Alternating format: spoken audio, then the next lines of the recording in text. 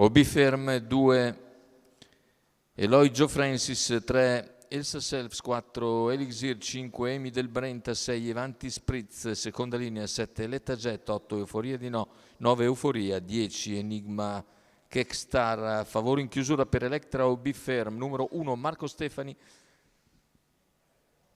macchina che accelera, partiti in questo momento con la velocità iniziale di Amy Del Brenta che sorprende tutti e va a condurre in poche battute nei confronti di Eloy che sbaglia però sulla numero piegata. 2 Ed è così dall'esterno di tutti Enigma squalificato. Rexstar che si porta al comando e Enigma Rexstar col numero 10 aveva sgamato molto bene e ora è, cogliendo una partenza formidabile dalla seconda fila, si ritrova al comando e guida dopo 200 metri di gara nei confronti di Amy Del Brenta, poi Elixir all'esterno, la progressione di Euforia di No, se ne vanno i 400 intanto in 32.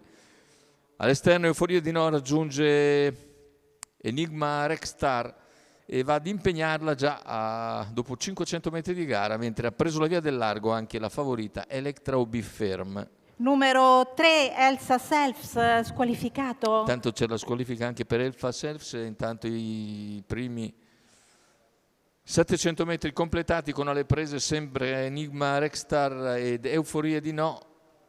Una seconda pariglia è formata da Amy Del Brenta ed Electra OB Firm. Poi per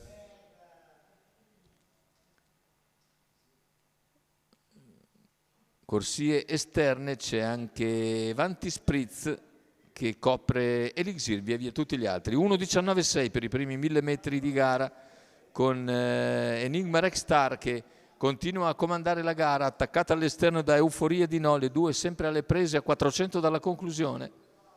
Siamo sulla curva finale con Electra OB Firm che prova a spostare dalla scia di Euforia di No, viene via in terza ruota, ma intanto allunga la battistrada e sposta a questo punto anche Amy Del Brenta. Numero 8 Euforia di No, squalificato. Rexstar entra in netto vantaggio addirittura d'arrivo, l'arrivo di Ruvolo nel finale si stacca per vincere nettamente. Il secondo posto è per Electra OB Firm che piega sul palo Amy Del Brenta, 1.17,5 con 14,7 a chiudere e 30 secco per gli ultimi 400 metri, vittoria meritata per Enigma Rexstar e Ruvolo che la porta alla vittoria con una manovra iniziale molto azzeccata, riesce a sfilare in 250 metri praticamente dal numero 10 e questo gli consente di vincere poi agevolmente,